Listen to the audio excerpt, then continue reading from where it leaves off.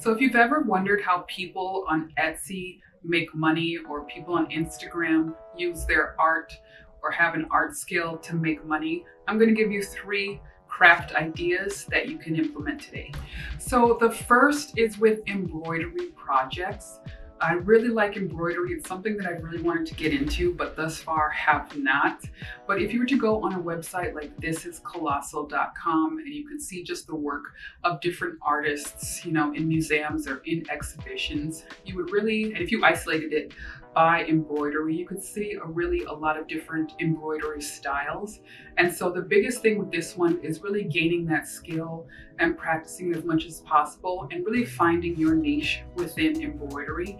So like I said, if you were to look it up, you could see people who just do embroidered portraits of people by hand, or people who embroider sort of Persian style rug, designs and patterns into, a large cloth. But there's really a lot of ways to go about this. And I really think the more intricate you can go, the more attention it really grabs with people. So that would be the first craft idea. So the second idea is handcrafted designer book covers. So stick with me on this one.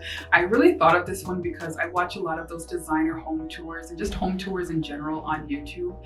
And I really like the way people curate their space to be exactly how they want. The main issue with this is that once they get to the bookshelf, there's really only so much you can do. You can organize the books by color, or you can just buy all books that are the same color.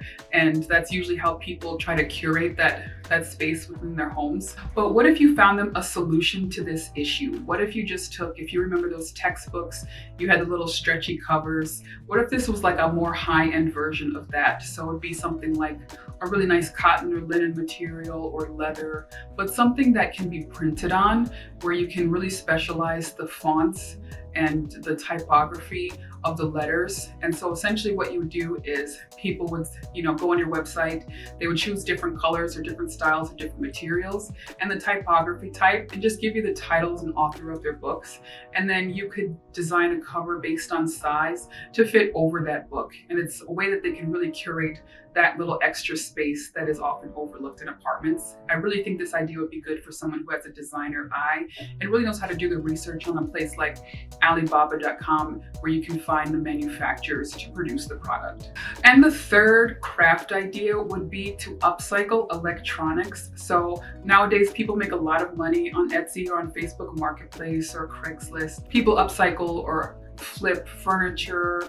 People, take older cars and make them new again. People do this with houses, but I really think this could be done in an interesting way with electronics. And again, this idea came to me from just seeing different designer home tours, and people use decor in so many different ways. So what if you took all those old electronics that are at Goodwill? There's just piles and piles of old DVD players or CD players, record players. And what if you just changed it a bit to add some color to it? So maybe you can paint it all white or paint it all blue, or sort of design it in a special way so that it fits someone's really specialized decor or minimalist decor.